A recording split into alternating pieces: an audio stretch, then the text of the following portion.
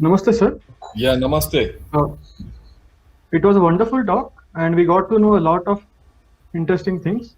We Yeah. have few questions asked by the live viewers and by the Yeah. members of Team Vande Mataram. Okay. So the first question is from Mr. Gaurav Siddha. He Okay. has asked, how many BSF troops will be deployed in Karakoram range? Look, this is something which no one will tell you, and we shouldn't ask also. Okay. How many there as many are required are there. One, first and foremost, BSF is not mandated for the that border.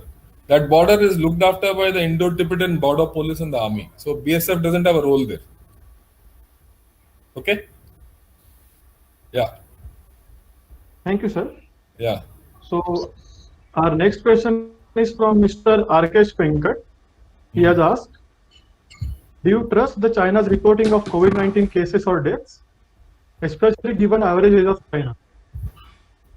Ah, I don't trust it at all. Look, any data which comes out of China is suspect.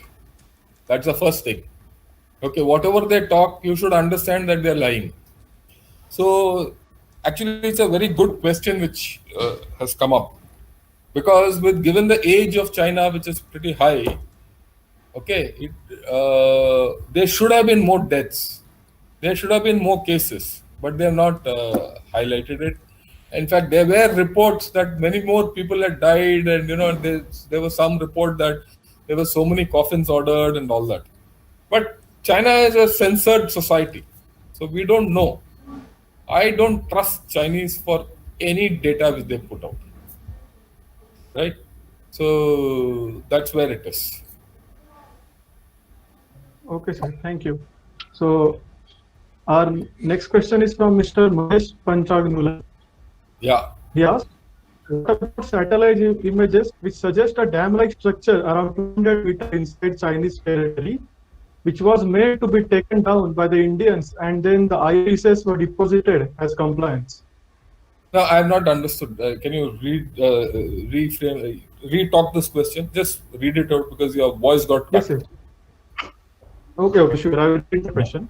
Uh, Okay, the question is, what about satellite images which suggest a dam-like structure around 200 meters inside the Chinese territory, which was made to be taken down by the Indians and then the iron pieces were deposited as a compliance? oh, look, this is something we shouldn't get involved at all. Mahesh ji, these are all minor things. I don't think sitting here we can this thing. But let me give you an idea. These are all fast flowing rivers. Many times these small dams and bunds are made to divert the flow of river so that you can reclaim land there to sit this thing. Just to give you an idea, satellites itself, this Galwan Valley, about 8-10 kilometers behind where this confrontation took place, the Chinese came and put up camp out there, and the water started rising, and suddenly their whole camp was cut in 3-4 places, and they were isolated, and that's one of the reasons why they're going back in Galwan. So these small things are something which I don't think true. Like I said, these are all TRP stuff. These are all satellite images. I don't trust them.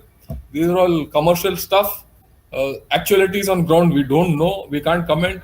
We can't sit here and say, look, gave some iron pieces and said the dam is to be broken and all. They're all this thing. People on ground, look, our troops are quite good. We know how to handle Chinese. Don't get taken away by, like I said, don't get taken away by what comes on TV. TRPs and sound bites don't matter, right? What is actually Okay, happening sir. on ground is a little different. Yeah, Okay, sir. Thank you. We'll move on to the next question now. Okay, so the next yeah, question is again asked by Mr. Mahesh Panchagnula. yeah. He asked, did a gunfight happen on the night of the June 15th at Galwan? Were shots fired? Professor Mahesh, the direct answer is no. There were no shots fired. Like I said again, I wish there were shots fired, and all. To be very honest, I wish there were shots fired. Then we would have sorted them out nice and proper. But now I suppose that's what I've been writing also. I said, hereafter we should shoot first and talk later. And after that only they said, hereafter weapons will be carried and if required, we can shoot. Okay, but I don't think all this happened. If it had happened, it would have come out. Okay, yeah, Okay, sir. Thank you. Now there was an interesting comment section made by Mr. Raghuratham Rao. So we wanted to know your opinion on that. yeah, So the comment was, all the old people above 65 years may not be economically dependent on youngsters. Some of the older people may have their own financial savings. And in the case of China, the proportion of rich old people may be at least around 40%. So the dependency problem may not be that acute as is being made out. So, sir, what is your opinion? yeah, good. Yeah, I at the out this thing. Mine is, it's not my opinion. What I've presented to you is not opinion. It is facts. First and Okay, foremost. sir.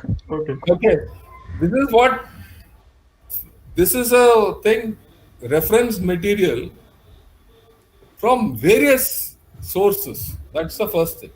Second thing is you have to understand that yes, there will be rich Chinese who are above 65 who will have their own income and they'll be okay. But it's not so for everyone. You will be surprised that China doesn't have a social security net. What is social security net? Old age pensions are not there. There's no insurance scheme for workers there. The worker is there, he'll get insurance till the time he's working. After that, it's gone. So the social setup in China is not that good. In fact, our Manriga is better than any social security system in China. They don't have it. They have a problem. And this is not a thing which I am saying. This is data which I've taken from even Chinese sources. So to say that look, what I'm saying is not the right thing, well, that's your opinion. I have no problem, but I'm stating facts. Right? Okay, sir. Thank you. Yeah. So moving on to the next question. The question is asked by Mr. Arkesh Venkat. He has asked, do you trust the China's okay, sorry, my mistake. I am repeating the same question. I will move on to the next question. So the question is asked by Mr. Ankush Mishra. He has asked, what is the number of casualties faced by China? Yeah, see, the casualties faced by China, one doesn't know because they have not disclosed this to everyone. The first thing which we put out was around 43 casualties, but my guess is that they've had more. The Americans said that they have had 35 casualties. Some news reports said 43 casualties. Uh, Definitely, it is above 35. It could go up to 70. Okay, and an equal number of people would have got hurt also. Uh, See, what had happened there on that night is that they were more in number. Because they were more in number, they were standing on a ledge, and that ledge gave way. And a lot of people fell into the Galwan River. So they've actually suffered more casualties. It's a different thing. China has chosen not to, disclose its casualties. But then that's China's habit. They don't disclose how many casualties they've had in, deaths due to virus or to war or everywhere. They'll never tell anything bad about themselves. That's their this thing. So that is one of the reasons why China is behaving today, right? Because this Galwan was a planned ambush. They planned this, and they suffered more casualties. Because of this, they are taken a step back. Okay, I really don't know, but I'm sure it's more. Yeah. Thank you, sir. We will move on to the next question now. The next question is asked by Mr. Venkatesh Balasubramanian. Okay. He has asked, of all the hotspots with China, which one will be economically and physically hard to maintain adequate force levels? Oh, if all the hotspots, all of them are as bad or as good. Okay. See, all these places are at about 16,000 plus feet. So economically or otherwise, they're all as bad or as good. There's nothing which is better or bad. they're all in the same category. So people who are in any of these hotspots have to have the same kind of rations, have to have the same kind of clothing. They have to have the same amount. Everything is the same. There's no difference, right? Actually, like I said, once you go past a particular level, the hardship level is the same. It doesn't matter where you are. Okay, and in Indian Army, it is not only here. People who are deployed here, people who are deployed in the Siachen Glacier. There are certain posts in the Kargil area. There are this entire Gyagong Plateau in North Sikkim. All these are extremely, extremely hard areas. Okay, so these are all, whether they're hotspots or not, the expenditure on all these will be the same. So the clothing required is different, the rations required are different, and everything is different there. See, what happens is after 16,000 feet, not everyone gets used to that area. Most of us, my experience is 60%, I would say 40% of the people can't enter that area and stay there. You can go there and come back for a day. But if you have to stay there, it's third stage acclimatization, not first stage acclimatization. Third, you have to acclimatize at one place for 7 days, then you have to acclimatize another place for 4 days, another place for 2 days, and then enter that area and see if you can survive. If you can survive, fine, otherwise you're brought down after all this. So it's a difficult area, any of these areas. I hope, Venkatesh, it answers that question. Yeah. Yes, thank you, sir. Yeah. So we will now move on to the next question. So the next question is asked by Ms. Mridul Srivastava. She has asked, why has India not opposed the Daimar Basha Dam, which is constructed recently in Gilgit Baltistan, which we claim as our sovereign territory? Yeah, we have already opposed that. It's not as if the Daimar Basha Dam has been, we are not opposing it. First and foremost, let me put the facts right. The fact is that it is just the pact has been concluded between Pakistan and China to construct the Daimar Basha Dam. It has not been constructed. Okay, it is going to be a 175-meter dam. It's not a small dam which is going to be built. There are going to be a huge displacement of people. Right? There's going to be a lot of issues ahead. They have just concluded a pact to say that we will construct a dam there. So far, not a single Naya Paisa has been invested there. They have only concluded to say so far that certain amount of money will be invested by Pakistan Army, very funnily, and some by a Chinese company. So more than that, nothing has happened. There's a lot of time for it. Okay, and by the time this dam eventually comes up, it might be another 6 to 7 years. I think, sir, foundation stone has already been laid out yesterday. Yeah, foundation stone, you can keep laying any number of foundation stones wherever you want. What is a foundation stone? 10 bricks. No, I understand that thing, but it has been, Mr. Imran was there. Yesterday. Yeah, look, let's be very clear. Anyone can go there and lay a foundation stone. If you come with me, I'll show you a lot of foundation stones in India which have been laid by prime ministers, right? And after that, it has remained a foundation stone. Same thing there also. There's so many projects as part of the CPEC, which not only foundation stones have been laid, some work has gone up and it's stopped. This is also in the same line. I mean, if you go into the history of the Daimar Basha Dam, you have to go into the history of this dam to understand what it is. Right? They have two major dams called the Mangla Dam and the Kharbela Dam. Both these dams are in the Indus Basin. Now, if you look at it, both these dams, the silting is so high that in summer the runoff water is not enough to feed the Indus system. You got to study the system in detail, right?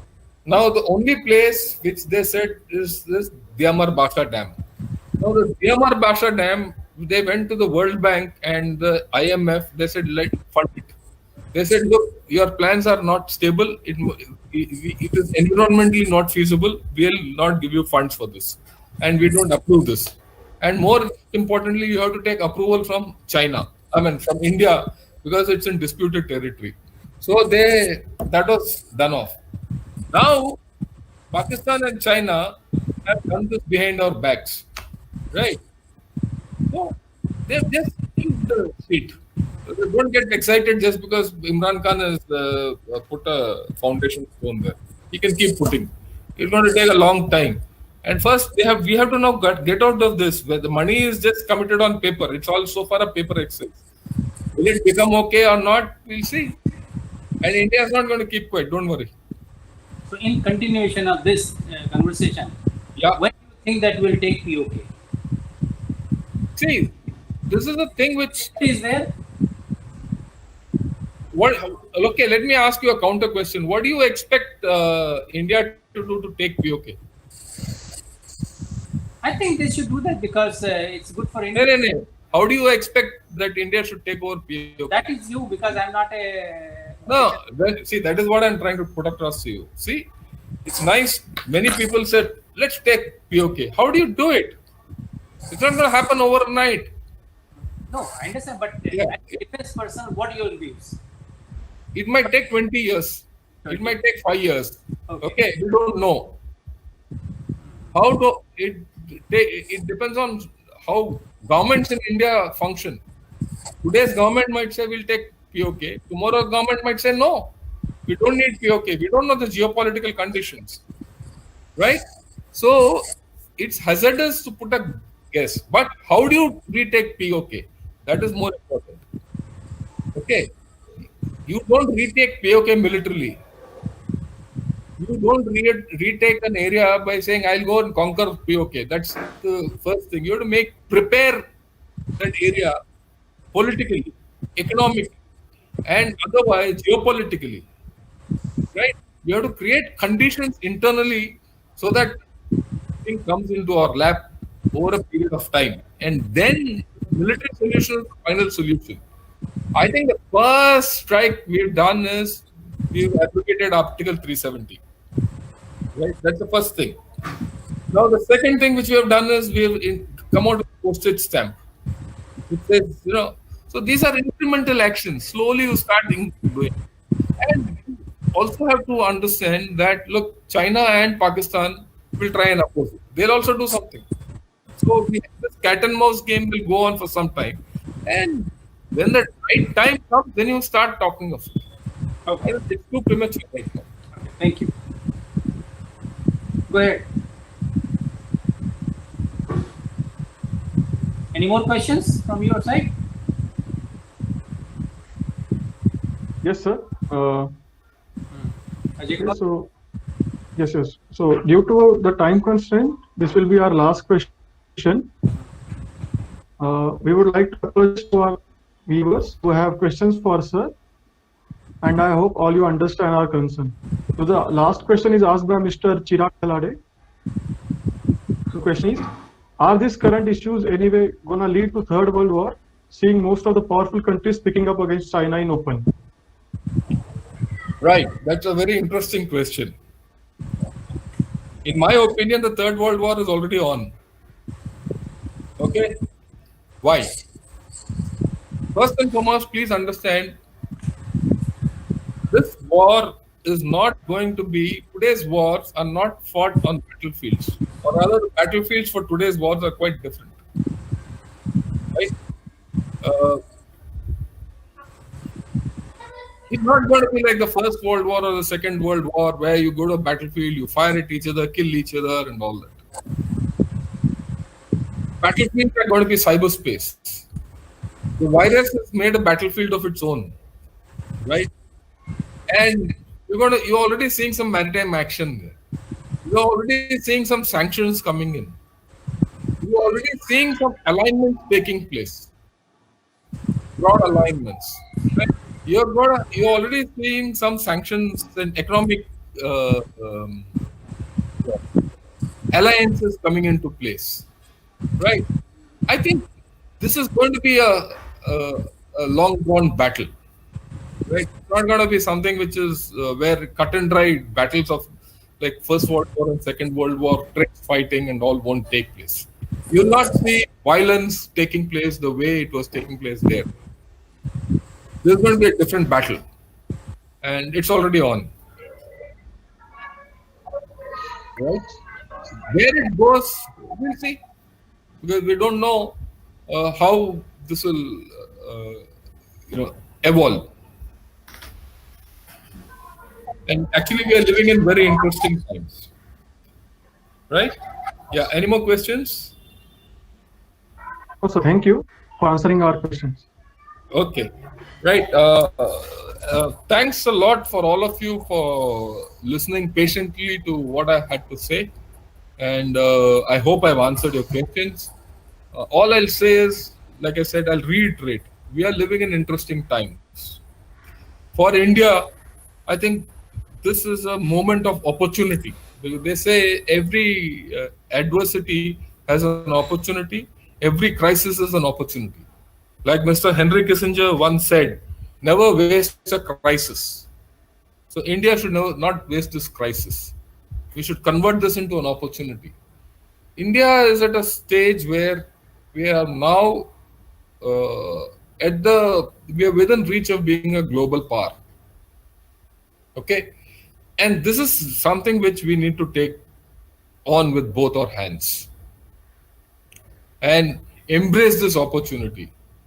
What is happening with China, those few kilometers of land and all, is fine. Let it happen. That the army will sort out. But there is something more intrinsic which we need to do here. We have to grow our economy. We have to grow our knowledge. We have to grow into a knowledge economy. Right? And for example, today only I've written an article. Tomorrow it's going to get published. Right? On Huawei. On 5G. Why can't we have our own 5G? Why do you need Huawei? Right? Someone will say, it's going to take time. Let it take time. Let it take another 5 years. You're not even finished fully exploiting the 4G. Why do you need 5G? And why do you need a Chinese company to set it up? For that matter, or why do you need a Swedish company like Ericsson to set it up? Or a Norwegian company, whoever it is? Why can't we do it on our own?